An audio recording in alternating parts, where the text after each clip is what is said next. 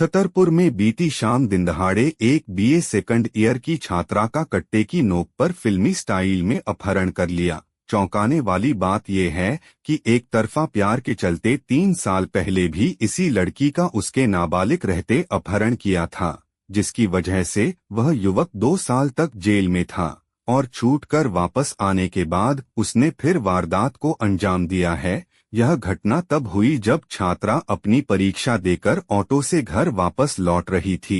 तभी नौगाम थाना क्षेत्र के ग्राम मानपुर के पास कार से अपहरणकर्ता युवक आया और उसने ऑटो रुकवाकर लड़की को बालों के द्वारा खींचकर कार में बिठाने लगा। जब ऑटो चालक ने इसका विरोध किया तो उसने कट्टा अड़ाकर उसे जान से मारने की धमकी दी।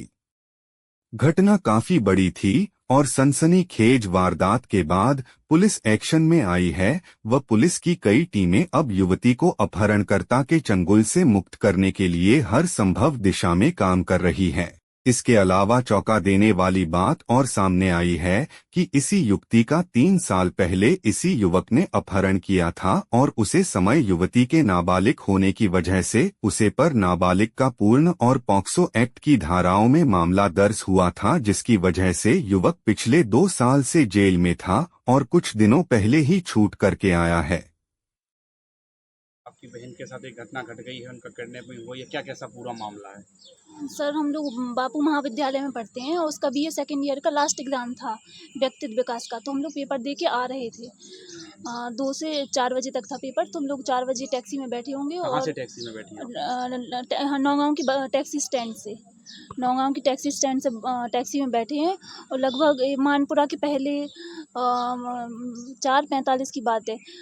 मतलब एक 4 व्हीलर आगे से आई, उन्होंने मतलब टैक्सी को टक्कर भी मारी और खड़े हो गए और 2 लड़के वहाँ उसमें से निकले। गन निकाली उन्होंने और मुंह पे कवर किए थे वो अपने। सफ़ेद गाड़ी थी और गन निकाली और हम लोगों को मतलब गन दिखाने लगे और छीना झपटी करने लगे, ऐसे मारपीट करने लगे।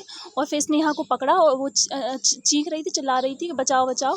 और लेकिन वो सबको गन दिखा रहे थे, उसको भी गन दिखा रहे थे, सबको गन दिखा रहे थे और सबको पीछे ढकेल रहे थे। और मतलब जो ज़्यादा मतलब बचाव कर रहा था उसको गन तान के उसके ऊपर खड़े हुए थे बिल्कुल। तो फिर गाड़ी में किसने डाला?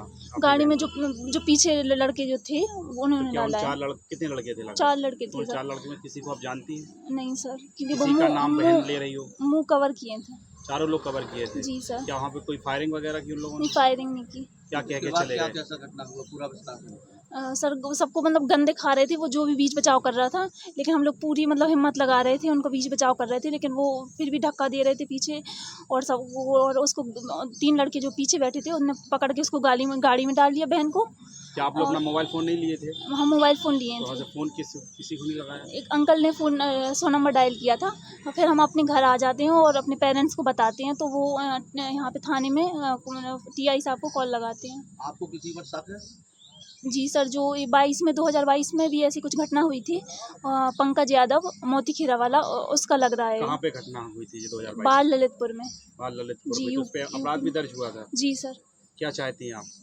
सर यही चाहते हैं कि हमारी बहन सुरक्षित मिल जाए, उसका इनकाउंटर होना चाहिए, क्योंकि एक बार नहीं उसने 2 बार किया है सर। अच्छा, 1 महीने से परेशान कर रहा था जिसका आप नाम ले रही हैं, पंकज यादव? सर हम लोगों को परेशान नहीं कर रहा था, मतलब ऐसे कि कभी हम लोग जाते थे एग्ज़ाम, तो 1 महीने से 1.5 महीने से चल रहा है, लेकिन परेशान कुछ नहीं किया। अगर ऐसा कुछ परेशान करता तो हम लोग घर पे आके बताते। तो आप अपनी बहन की आप सिक्योरिटी में क्यों आती थी फिर? सर हम आप स्टार्टिंग से ही आते थे, उसकी सेकंड ईयर थी, पूरी हो गई, तो हम इसलिए आते थे बस ऐसे कि मतलब कोई दिक्कत शक रहता था कि आपको? नहीं, शक कुछ नहीं रहता था, लेकिन ऐसा मतलब कि कोई दिक्कत ना हो इसीलिए।